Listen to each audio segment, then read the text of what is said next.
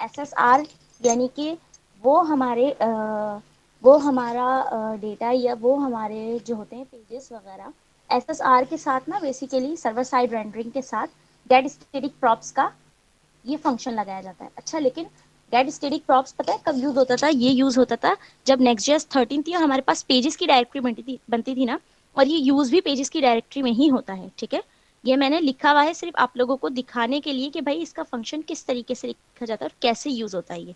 ठीक है, अगर आप पेजेस की डायरेक्टरी यूज कर रहे हो ना, अगर आप ऐप राउटर नहीं यूज कर रहे, पेजेस का राउटर यूज कर रहे हो, तो फिर आप गेट स्टैटिक प्रॉप्स को यूज करते हो। ठीक है, गेट स्टैटिक प्रॉप्स यानी कि एसएसआर में हम इसको यूज करते हैं। एसएसआर में सर्वर साइड नहीं, सॉरी, गेट स्टैटिक प्रॉप्स जो होते हैं, सॉरी, एसएसजी में यूज होते हैं बेसिकली। एसएसजी यानी कि स्टैटिक साइट जनरेशन, क्योंकि ये जो है स्टैटिकली अपने पास लेके और बिल्ड टाइम पे ही डेटा जनरेट कर लेता है और अपने पास रख लेता है। ठीक है, और अपने पास रखने के बाद ये क्या करता है कि जैसे ही यूजर रिक्वेस्ट करता है तो ये ऐसी बना बनाया पेज जो है उसको शो करवा देता है। और इसके अलावा जो हमारे पास एसएसआर होता है ना, स्टैटिक साइट जनरेशन, इसमें ये होता है कि इसमें जो है ऑन टाइम पे जब यूजर डेटा मांगता है ना, ऑन टाइम जब रिक्वेस्ट आती है तो ये ऑन द स्पॉट यानी कि हाथ के हाथ जो है फ्रेश डेटा या फ्रेश पेज जो है यूजर को लाके देता है। ठीक है, अच्छा, अगर इसमें आप लोगों के पास डिफरेंस करने को आ जाए कि भाई एसएसजी के फंक्शन में फॉर एग्जांपल, अभी तो जैसे पहले अगर हम यूज करते थे तो चलो हमें समझ आ जाता था कि गेट स्टैटिक प्रॉप्स वाला कौन सा होगा या गेट सर्वर साइड वाले प्रॉप्स का कौन सा होगा। ठीक है, लेकिन अभी अगर हमारे पास आ जाए कि भाई आपने इसमें डिफरेंस करने के कौन सा होगा, तो जो कैशे में फोर्स कैश रखता है ना, कैशे क्या होता है? अब कैशे में आप लोगों को आगे बताती हूँ कि कैशे क्या होता है। लेकिन जिसमें कैशे आता है ना, कैशे होता है हमारे पास, तो वो मतलब होता है एसएसजी, स्टैटिक साइट जनरेशन। यानी कैशे ये होता है हमारे पास कि ये पहले से जब प्री बिल्ड बना के रखता है, पहले से प्री टाइम पे पेजेस बना के स्टोर कर लेता है अपने पास, तो ये कैशे में स्टोर होते हैं इस तरीके से। ये कैशे अपने पास जो है फोर्स कैश के थ्रू अपने पास डेटा टेम्परली स्टोर कर लेता है, और फिर जैसे ही यूजर रिक्वेस्ट करता है तो इसको जो है पेज जो है सेंड कर दिया जाता है।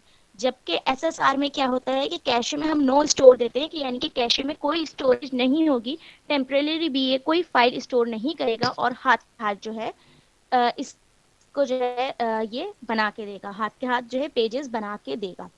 इतना क्लियर है?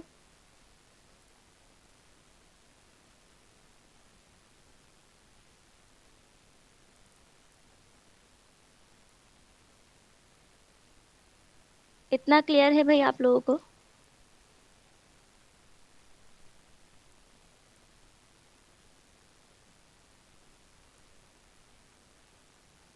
आई थिंक सो कि आप लोगों को इतना क्लियर है। आगे बढ़ते हैं और आगे देखते हैं। अच्छा, अब फॉर एग्जांपल अगर हमने यूज़ करना हो तो इसी तरीके से हम इसको एसएसजी को और आईएसआर को इसी तरीके से हम यूज़ करते हैं कि इसमें रिक्वेस्ट जाती है फैच के थ्रू। आप लोगों को पता है फैच कौन सा फंक्शन है? डेटा फैच करने के लिए हम फैच को यूज़ करते हैं, प्री बिल्ड फंक्शन है। ठीक है, और इससे रिस्पॉन्स आता है, उसको जेसन में कन्वर्ट करके, जेसन स्ट्रिंगिफाई में करके शो करवा देते हैं। ठीक है, इसमें और कोई बड़ी रॉकेट साइंस नहीं है।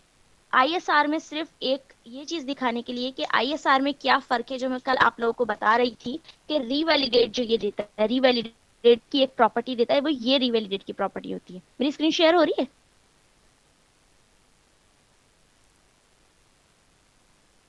गाइज, मेरी स्क्रीन शेयर हो रही है आप लोगों के साथ?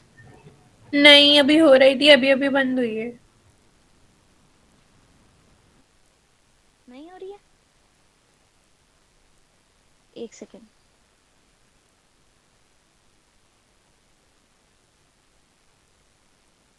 Just wait a second.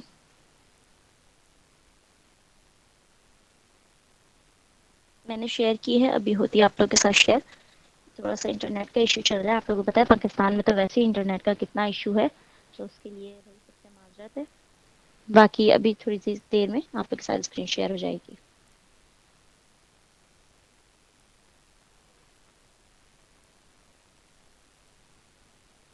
ठीक है जी, स्क्रीन शेयर हो रही है?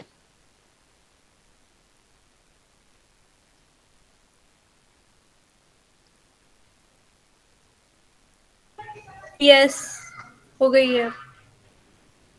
ठीक है। अच्छा, जो बैक टू द टॉपिक, जो मैं बात कर रही थी आप लोगों से आईएसआर की, आईएसआर क्या करता है? ये हमें एसएसजी और एसएसआर दोनों की फंक्शनलिटी देता है कि भाई मैं आपको पहले से ही पेज बिल्ड करके दे दूंगा। ठीक है, वो पेजेस आपके पास पड़े होंगे, लेकिन सिर्फ आपने क्या करना है, इसमें रीवैलिडेट की एक प्रॉपर्टी आती है, वो आपने लगानी है। और इसको बताना है कि कितने सेकंड्स बाद आपने इसको रीवैलिडेट करना है। यानी कि आपने इसको दोबारा से फ्रेश करके फ्रेश डेटा लेकर आना है। तो ये रिवैलिडेट की प्रॉपर्टी क्या करती है कि ये फ्रेश डेटा भी लेकर आती है और जल्दी भी काम होता है इससे। ठीक है, सिर्फ डेटा फ्रेश होकर आ रहा होता है, पेज पूरा बना हुआ होता है हमारे पास। तो ये जो है एक अच्छी चीज़ है और एक अच्छी फंक्शनलिटी है हमारे पास कि आईएसआर हमें एसएसजी की भी फंक्शनलिटीज देता है और एसएसआर की भी फंक्शनलिटीज देता है। ठीक है। अच्छा, अगर हम इसको देखना चाहें ना कि हमारे पास डेटा आ भी रहा है या नहीं आ रहा, तो हम यहाँ पर देख भी सकते हैं।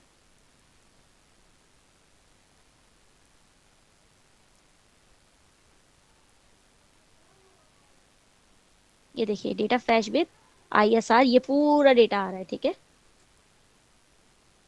तो ये डेटा फैच हो रहा है आईएसआर से। ठीक है, ये मेरी खुद की एपीआई थी जो मैंने यहाँ पर कॉल करवाई दी है, इससे डेटा फैच होकर आ रहा है प्रोडक्ट्स का। ठीक है, तो आईएसआर में क्या फर्क है और एसएसजी में क्या फर्क है और एसएसआर में क्या फर्क है, अगर अब एग्जाम में आप लोग के पास सवाल आए तो आप लोग इसमें डिफ्रेंशिएट कर सकते हैं। इतना क्लियर है आप लोगों को?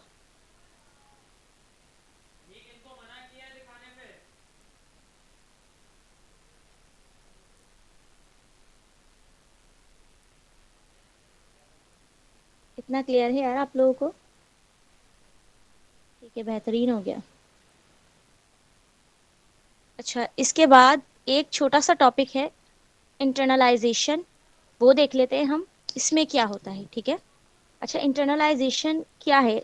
आई 18 में भी पॉसिबल कि इसमें से आप लोग के पास एग्जाम में क्वेश्चन आ जाए। ठीक है, इसको बोलते हैं I18N। ठीक है, इंटरनलाइजेशन इसकी शॉर्ट फॉर्म है I18N।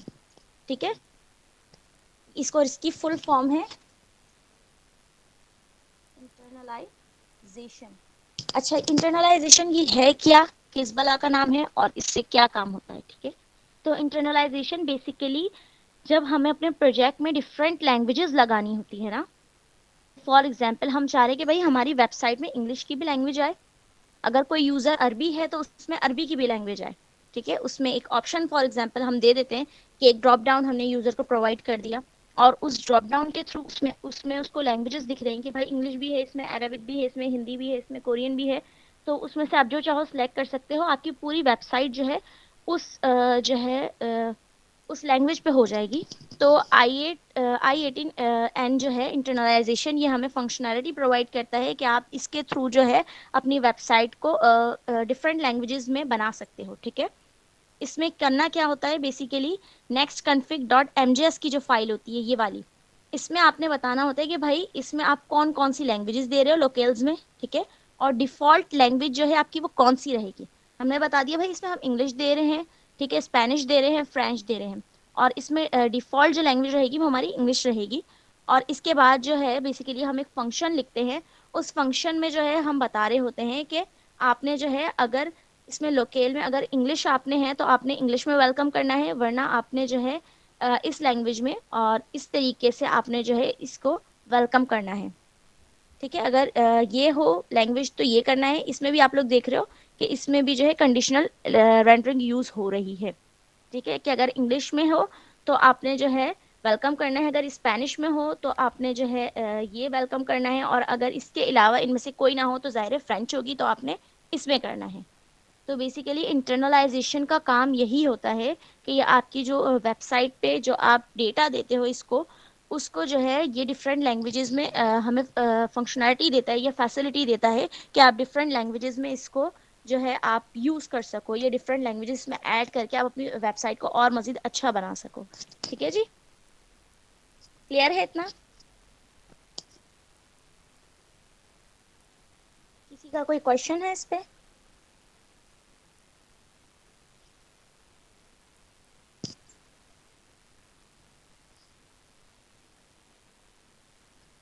किसी का कोई क्वेश्चन यहाँ तक क्लियर है? इंटरनलाइजेशन क्या होती है?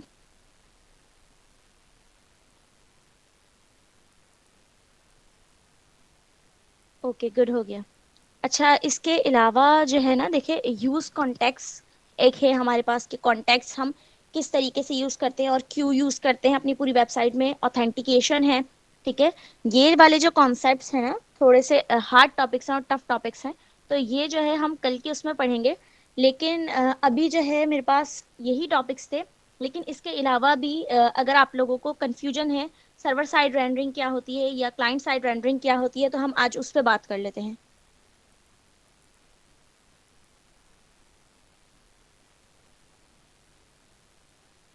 ठीक है जी।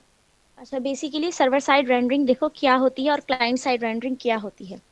क्लाइंट साइड रेंडरिंग ये होती है कि जो भी डेटा होता है, जो यूजर हमें रिक्वेस्ट कर रहा होता है ना, जब यूजर हमें रिक्वेस्ट करता है, तो हमारे पास क्या करता है, नेक्स्ट जेएस जो है, जो पेजेस नेक्स्ट जेएस पे बनने होते हैं ना, वो ऐसी कैसी हमारा कोड उठाता है, जावास्क्रिप्ट का बंडल बनाता है उसको, और जावास्क्रिप्ट के बंडल में वो हमारे ब्राउजर को दे देता है। फिर ये ब्राउजर का काम होता है कि वो HTML अलग करता है, CSS अलग करता है, जावास्क्रिप्ट अलग करता है, और फिर उसके थ्रू जो है वो हमारा कोड बना के, जो हमारा कोड अगर क्लाइंट साइड यूज क्लाइंट हम लगा देते हैं, जैसे कि ये, जब भी कहा जाता है कि आप यूज क्लाइंट लगाएं तो देखकर और ध्यान से लगाएं कि किस पेज पे आप लगा रहे हैं, क्योंकि फिर इस पे एसईओ नहीं हो पाती। क्योंकि सर्वर को जो है जावास्क्रिप्ट का एक बंडल मिलता है, वो एज इट इज वो बंडल जो है क्लाइंट को दे देता है, हमारे ब्राउजर को दे देता है, और ब्राउजर फिर उसको HTML में, CSS में और जावास्क्रिप्ट में कन्वर्ट करके और फिर पेज बना के हमें शो करवाता है। तो क्लाइंट साइड पे ये होता है कि जो डेटा हमें मिल रहा होता है ना, वो ब्राउजर से मिल रहा होता है। जबकि सर्वर साइड पे क्या होता है, सर्वर साइड पे जो हमारा कोड होता है वो सर्वर पे जाता है, ठीक है। हमारा कोड जो है सर्वर पे जाता है, सर्वर देखता है हाँ भाई ये कोड है। उसमें क्या है, बैक साइड पे जो है ना, जैसे कि कंपाइलर्स वगैरह, जैसे हमने TSC पढ़ा, वो ट्रांसपाइलर है, ठीक है। इसी तरीके से जावास्क्रिप्ट में कंपाइलर लगा हुआ होता है, ठीक है। हम नोड वगैरह करके उसको जो है दूसरी लैंग्वेज में चेंज करते हैं, और उसके बाद जो है फिर आगे फर्दर काम करते हैं। तो बेसिकली कंपाइलर क्या करता है, कंपाइलर ये करता है कि उस लैंग्वेज से उसको दूसरी लैंग्वेज में कन्वर्ट करता है या अपनी लैंग्वेज में कन्वर्ट करता है। तो इस तरीके से ये काम होता है ना सारा। तो सर्वर पर जाती है हमारी फाइल्स, सर्वर क्या करता है, नेक्स्ट.जेएस का सर्वर, हाँ भाई देखता है हमारे पास XML आई है या TSX या आप कह सकते हो JSX आई है। वो क्या करता है, इसके पीछे जो है हमारे कंपाइलर लगे हुए हैं, वेबपैक हो गया, ठीक है। वेबपैक पहले यूज होता था, अब जो है काफी बड़े बड़े जो है कंपाइलर, बहुत अच्छे फास्टली कंपाइलर आ गए नेक्स्ट.जेएस में, जैसे कि टर्बो पैक है। आप लोगों ने नेक्स्ट.जेएस 15 में सुना होगा इसका नाम। तो ये जो है क्या करते हैं, ये इसके साथ एक रिएक्ट का भी कंपाइलर लगा हुआ है, बेसिकली उसका ना मुझे नाम याद नहीं आ रहा, वरना मैं आप लोगों को उसका भी बताती। तो ये क्या करते हैं, ये XML उठाते हैं हमारी, ये देखते हैं हाँ भाई ये XML में से ये HTML है, इसको साइड करो, ये CSS है, इसको साइड करो, ये जावास्क्रिप्ट है, ये टाइपस्क्रिप्ट है, इसको साइड करो, ठीक है। उसके बाद जो है ये हमारा पेज प्रिपेयर करते हैं, और पेज प्रिपेयर करके हमारा पेज बन के सर्वर से आता है। तो सर्वर पे जो है हमारा SEO भी लगा होता है। सर्वर पे जब हमारा SEO लगा होता है ना, तो हमारे सिमेंटिक टैग्स वगैरह जो हम लगाते हैं ना अपनी HTML में, जो इसमें रिटर्न के अंदर हम XML लिख रहे होते हैं बेसिकली, उसमें जो है वो चेक कर रहा होता है SEO। फिर उस पे जो, इसीलिए कहते हैं कि यूज क्लाइंट जब भी आप लगाओ, तो कभी भी आपको यूज क्लाइंट ना मेन पेज में या लेआउट में नहीं लगानी चाहिए। इसलिए क्योंकि जो मेन आपका काम होता है ना, वो तो SEO पे जाता ही नहीं है, तो SEO पे जब जाएगा नहीं तो आपकी वेबसाइट रैंक कैसे करेगी। मेन ये काम आता है। तो इसलिए वेबसाइट को रैंक करवाने के लिए कोशिश कीजिए कि जब भी यूज क्लाइंट आप यूज करें, तो उस कंपोनेंट को छोटे से छोटे कंपोनेंट पे, यानी डाउन लेवल पर जाके आप यूज क्लाइंट को यूज करें, ताकि बाकी आपका कोड जो है, जो मेन कोड हो, वो सर्वर पे रहे, और सर्वर के थ्रू जो है आपका काम हो रहा हो, और आपकी एसईओ भी इससे अच्छी हो। और यूज क्लाइंट बेसिकली यूज हम इसलिए करते हैं कि यूजर इंटरेक्टिविटी वगैरह के लिए हम यूज करते हैं इसको। जैसे कि कोई बटन हो गया, उस बटन से भी हमें क्लिक करवा के कोई फॉर्म ओपन करवाना है या कोई फॉर्म फिल करके देना है, तो ये सारी चीजें जो है यूजर इंटरेक्टिविटी में आ जाती हैं, जिसके साथ यूजर प्ले कर सके। तो ये सारी चीजें यूजर इंटरेक्टिविटी में आती हैं। तो इसके लिए हमें जो है अपने कंपोनेंट को क्लाइंट साइड करना होता है, ठीक है। क्योंकि नेक्स्ट.जेएस जो है, अभी तक इसने हमें ये फैसिलिटी नहीं दी है कि कोई यूजर इंटरेक्टिविटी हो तो वो हम सर्वर साइड कंपोनेंट्स पे कर सके। तो बेसिकली हम करते हैं क्लाइंट साइड कंपोनेंट्स पे ही है। ठीक है जी, क्लियर है ये?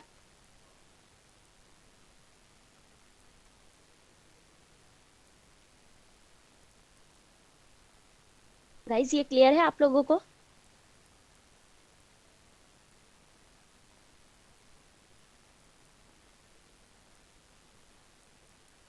गुड हो गया, अगर क्लियर है तो अच्छी बात है। अच्छा, इसके अलावा कुछ ऐसी चीजें हैं जो आप लोगों की नॉलेज में होना जरूरी है, तो वो मैं आप लोग के साथ शेयर कर देती हूँ। वैसे तो आज के टॉपिक्स कंप्लीट हो गए, लेकिन जो है कुछ चीजें ऐसी हैं जो मैं आप लोग के साथ शेयर कर देती हूँ। तो वो असल में ये हैं कि पहले जो होता था ना, क्योंकि मैंने इसकी कम्प्लीटली हिस्ट्री पढ़ी है, मुझे एक प्रेजेंटेशन देनी थी, सो दैट्स वाई मैंने इसकी कम्प्लीटली हिस्ट्री पढ़ी थी कि नेक्स्ट जेएस 12 में क्या चीज़ें थी भाई, फिर 13 में क्या चेंजेस आए, और फिर 14 में क्या चेंजेस आए। तो आज मौका मिला है तो आप लोगों के साथ शेयर कर देती हूँ। तो पहले ये होता था कि पहले हमारे पास layout dot T S X नहीं थी। ठीक है। जो मेन चेंजेस आए ना, देखो नेक्स्ट जेएस में वो मेन चेंजेस आए नेक्स्ट जेएस 13 में और 14 में। कैसे आए हैं, क्योंकि मेन जो तब्दीली आई है वो इसी में आई है। वो ऐसे आई है कि पहले जो है ना नेक्स्ट जेएस 12 तक हमारे पास जो है कंपोनेंट्स जो होते थे, अभी बाय डिफॉल्ट कंपोनेंट हमारे पास सर्वर साइड पे होते हैं। ठीक है।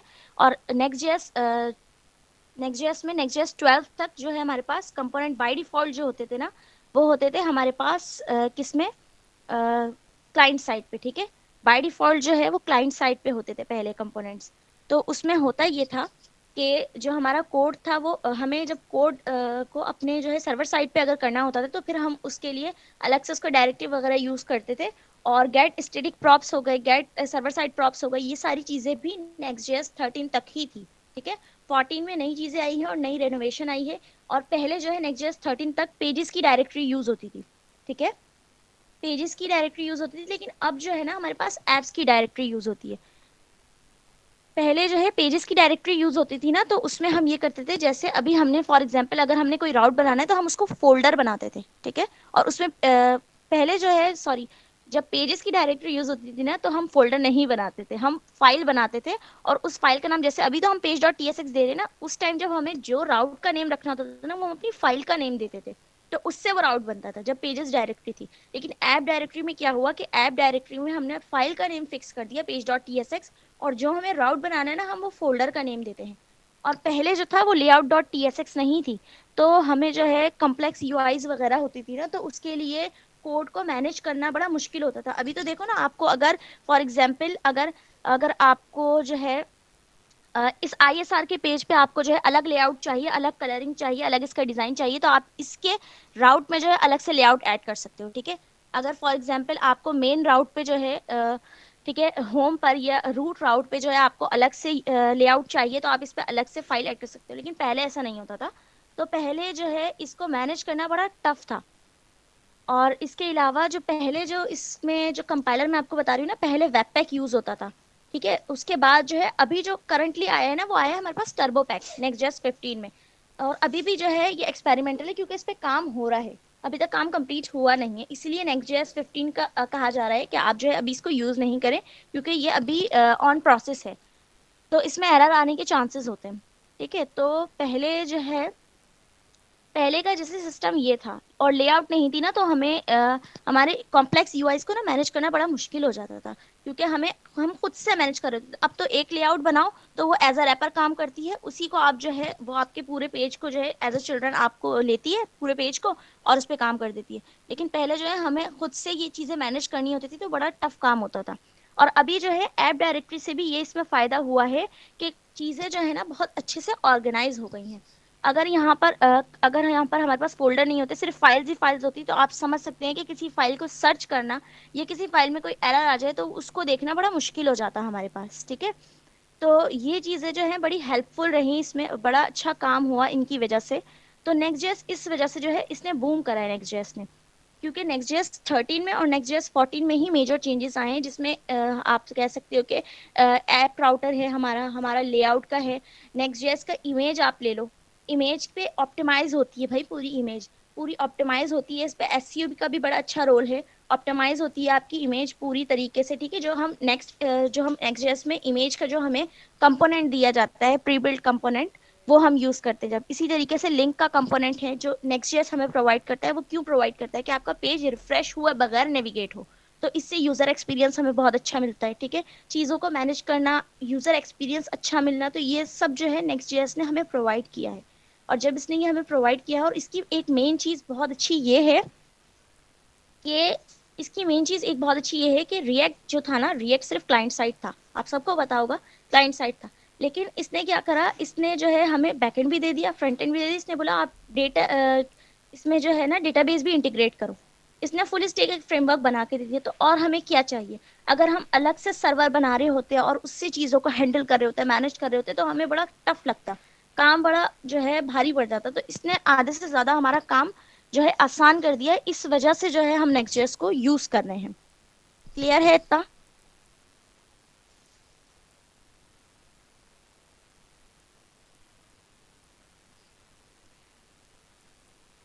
नेक्स्ट जेएस कहाँ से पढ़ना चाहिए? देखिए, नेक्स्ट जेएस जो बेहतरीन है ना, आप नेक्स्ट जेएस कहाँ से पढ़ना चाहिए बेहतरीन जो है ना, नेक्स्ट जेएस आप इसकी डॉक्यूमेंटेशन से पढ़ो। इसकी डॉक्यूमेंटेशन में आपको हर एक चीज मिलेगी, ठीक है? अच्छा, कॉल का भी टाइम खत्म हो रहा है, कॉल भी एंडेड होने वाली है। रिकैप करवा दें? अभी तो रिकैप नहीं हो सकते क्योंकि क्लास का टाइम एंड हो रहा है। भाई, अगर किसी ने रिकॉर्ड की हो वीडियो, हमारा सेशन रिकॉर्ड किया हो, तो आप लोग काइंडली शेयर कर दीजिएगा।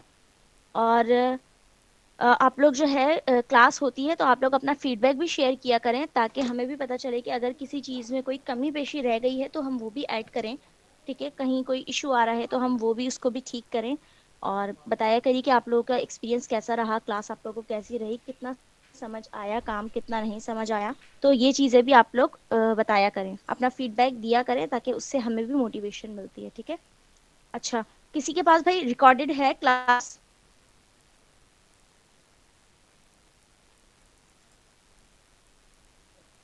किसी के पास अगर रिकॉर्डेड वीडियो है तो काइंडली शेयर कर दीजिएगा डिस्कॉर्ड पे, ताकि दूसरे स्टूडेंट्स की भी हेल्प हो जाए, दूसरे स्टूडेंट्स को भी जो है रिकॉर्डेड वीडियो मिल जाए। अच्छा, इसके अलावा किसी का कोई क्वेश्चन, किसी चीज़ में मसला हो तो पूछ सकते हो, अभी टाइम है। इसके बाद देन जो है मैं आप लोगों को बता देती हूँ कि क्लास एंड होगी, उसकी थोड़ी देर बाद मैं आप लोगों के साथ जो है कुछ पीडीएफ्स मैंने बनाए हैं एमसीक्यूज़ के। काफ़ी सारे एमसीक्यूज़ हैं माशाल्लाह से, आप लोगों की अच्छी तैयारी हो जाएगी, तो वो मैं आप लोगों के साथ शेयर कर दूंगी।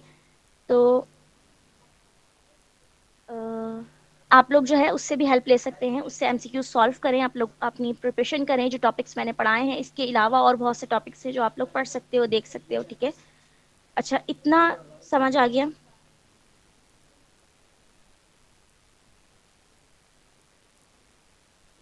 मैं जो है आप लोगों के साथ डिस्कॉर्ड पे शेयर करूंगी। डिस्कॉर्ड जो है वो हर किसी के पास अवेलेबल होता है, तो मैं डिस्कॉर्ड पे ही आप लोगों के साथ शेयर करूंगी। देखिए, जीआईसी में जितने टॉपिक्स पढ़ाए हैं ना, उतने तो जो है नहीं हो सकते कवर। लेकिन ये है कि मैं अपनी पूरी कोशिश करूंगी कि जितने कवर करवा सकूं उतने करवा दूं। आज भी जो है मैं वेल नहीं थी, लेकिन आप लोगों के लिए क्योंकि मैंने टाइम दिया हुआ था, तो मैंने सोचा नहीं, आप लोग जो है, ज़ाहिर है, इंसान वेट करता है, बड़ा टाइम निकालता है, और टाइम बड़ा कीमती है इंसान का। तो इसलिए जो है मैंने क्लास रखी। मैंने बोला नहीं, आप लोग को सबको जो है गाइड करना है, तो इसलिए मैंने एमसीक्यूज वगैरह भी प्रिपेयर करे हैं। व्हाट्सएप ग्रुप, देखिए मेरे पास व्हाट्सएप ग्रुप तो ऐसे नहीं है, क्योंकि मेरे अंडर जो सीनियर्स हैं और बाकी जो मेरे अंडर सीनियर्स हैं और उनके अंडर राइजिंग हैं, और उनके साथ मैं शेयर कर दूंगी। बाकी मैं डिस्कॉर्ड पे आप लोग के साथ एमसीक्यूज़ की जो है शेयर कर दूंगी पीडीएफ, तो आप लोग वहां से। अच्छा, वो एमसीक्यूज़ वही होंगे जो इन टॉपिक्स को मैंने पढ़ाया है लास्ट क्लास में, जो टॉपिक्स पढ़ाए थे, और इस क्लास में जो पढ़ाए हैं मैंने अभी। तो वही उन्हीं के बेसिस पे आप लोग से जो है एमसीक्यूज़ के क्वेश्चंस होंगे, ताकि उनको रिजॉल्व करके आप लोग को चीज़ें याद भी रहें और आप लोग की प्रिपरेशन भी होती रहे। बाकी ये एक मेरी छोटी सी कोशिश थी कि आप लोगों की सबकी हेल्प की जाए, आप लोगों को पढ़ाया जाए, रिवीजन हो जाए। सेशन देखिए मैं डिले नहीं कर सकती, मेरे पास जो है मेरा बड़ा बिजी शेड्यूल है, तो उसमें से टाइम मैनेज करना बड़ा टफ हो जाता है। तो मैंने जो है 3 डेज़ का, इसीलिए अपने शेड्यूल को मैनेज करते हुए मैंने 3 डेज़ का प्लान किया था। बाकी ये है कि मैं आप लोगों के साथ जो भी चीज़ें होंगी, जो भी डॉक्यूमेंट्स वगैरह होंगे, मैं खुद भी पढ़ती रहूंगी और आप लोगों के साथ भी शेयर करती रहूंगी, ताकि आप लोगों की भी हेल्प हो सके। और बाकी किसी का कोई क्वेश्चन है, कोई चीज़ समझ ना आई हो इस क्लास में, तो आप लोग पूछ सकते हैं अभी। देन इसके बाद फिर हम मीटिंग को एंड करेंगे।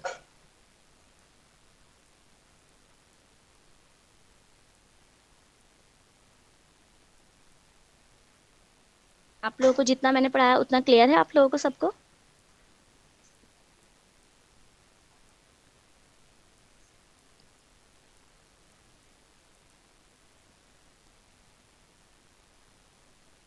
अच्छा जी, ये जो आप लोगों के फीडबैक्स आ रहे होते हैं ना, तो पढ़ के बहुत अच्छा लगता है। Thank you so much. आप लोग जो है अपना फीडबैक देते हैं, तो आप लोग जो है डिस्कॉर्ड वगैरह पे भी फीडबैक अपना देते रहिए करें, या फिर जो है अपना फीडबैक आप लोग लिंक्डइन पे शेयर कर दिया करें, मुझे टैग कर दिया करें, अरीबा जफर के नाम से मेरी आईडी है, तो आप लोग मुझे भी टैग कर सकते हैं ताकि पढ़ के बहुत अच्छा लगता है। ठीक है। अच्छा, सर्वर साइड और क्लाइंट साइड का बता देती हूँ एक दफ़ा लास्ट टाइम। तो सर्वर साइड बेसिकली जब कोई यूज़र इंटरेक्टिविटी के लिए हमें काम करना होता है तो हम यूज़ क्लाइंट को यूज़ करते हैं, क्लाइंट को यानी कंपोनेंट को हम अपने क्लाइंट साइड बनाते हैं। ठीक है। जब हमें कोई यूज़र इंटरेक्टिविटी करनी होती है यानी यूज़र उस चीज़ के साथ प्ले कर सके, कोई फॉर्म हो गया, कोई बटन हो गया, तो ये चीज़ें यूज़र इंटरेक्टिविटी में आती हैं जब इवेंट्स लगाते हैं हम उस पर। ठीक है। ऑन क्लिक का इवेंट हो गया, ऑन चेंज का इवेंट हो गया, तो ये सारी चीज़ें जब हम करते हैं तो हम जो है बेसिकली उस अपने जो है कंपोनेंट को क्लाइंट साइड करते हैं, या जब हम कोई इस यूज़ के हुक्स लगाते हैं, जैसे यूज़ स्टेट हो गया या यूज़ इफेक्ट हो गया, तो हम अपने कंपोनेंट को क्लाइंट साइड बना रहे होते हैं, क्योंकि सर्वर साइड जो है ये हमें एक्सेसिबिलिटी नहीं देता या फंक्शनैलिटी नहीं देता कि हम इन कंपोनेंट्स को जिनमें हम इंटरेक्टिविटी ऐड करें हो तो इसको हम जो है सर्वर साइड यूज़ कर सकें। और जो है client side basically server side जो होता है वो हमारा कंपोनेंट ये होता है कि डायरेक्टली जो है सर्वर पे हमारा कोड जाता है और सर्वर से ही बन के हमारे पास पेजेस रेडी होके आ रहे होते हैं, जिससे हमारी वहीं पर एसईओ भी हो जाती है, जो कि बहुत अच्छा काम हो जाता है। और जबकि क्लाइंट साइड पे जो होता है, क्लाइंट साइड कंपोनेंट्स पे जो है हमारी एसईओ नहीं होती। और नेक्स्ट जेएस 14 में अभी बाय डिफॉल्ट जो है कंपोनेंट्स हमारे पास सर्वर साइड होते हैं, जबकि जी हुक्स जो है कल की क्लास में सहर सलीम ने पढ़ाए थे, तो हुक्स जो है कवर हो चुके हैं। बाकी अच्छा, यूज पैरम्स के हुक्स हैं, यूज राउट हो गया। ठीक है। तो ये हुक्स जो है आप लोग खुद से पढ़ सकते हैं और इनको कवर अप भी कर सकते हैं। बाकी thank you so much for your time. और अच्छा भाई, एक और लास्ट क्वेश्चन का आंसर कर देती हूँ मैं।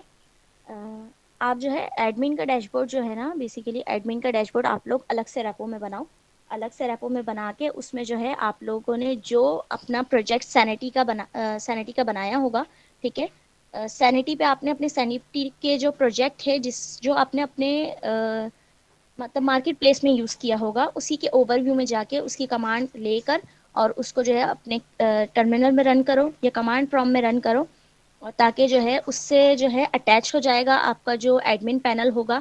और उसके बाद फर्दर आप इस पे काम कर सकते हो, आप अपना डेटा जो है क्रिएट करवाओ अपने प्रोजेक्ट में ही। जब यूज़र जो है चेकआउट वगैरह कर रहा हो तो उसका डेटा लेके अब वो स्ट्रेटेजी, वो लॉजिक आपने लगाने हैं या किस तरीके से हमने काम करना है वो लगा के, और उसके बाद जो है फिर वो डेटा आपने सैनिटी पे अपना जो है क्रिएट करवाना है। सैनिटी पे जब आपका डेटा सेव हो जाएगा और जब आपका जो है दोनों प्रोजेक्ट्स अटैच हो जाएंगे एक साथ, तो आपके एडमिन के जो प्रोजेक्ट होगा उसमें भी आपको वो डेटा मिल रहा होगा, तो वहां से आपने फैच करके फिर एडमिन पैनल में शो करवाना है। इस तरीके से आपने काम करना है। ठीक है जी। तो thank you so much for attending my class. Hopefully आप लोगों को क्लास समझ आई होगी, अच्छी लगी होगी, और समझ भी आया होगा, आप लोगों ने सीखा होगा। तो अपना फीडबैक ज़रूर दीजिएगा, डिस्कॉर्ड पे हो चाहे लिंक्डइन पे हो। और बाकी जो है इंशाल्लाह फिर आप लोगों से कल मुलाकात होती है, और best of luck for the exams. आप लोग भी प्रिपरेशन करें, मैं भी प्रिपरेशन करूँगी, तो इंशाल्लाह सब एक साथ कामयाब होंगे। ओके जी, अपना ख्याल रखें बहुत सारा। ओके जी, टेक केयर, अल्लाह हाफिज़।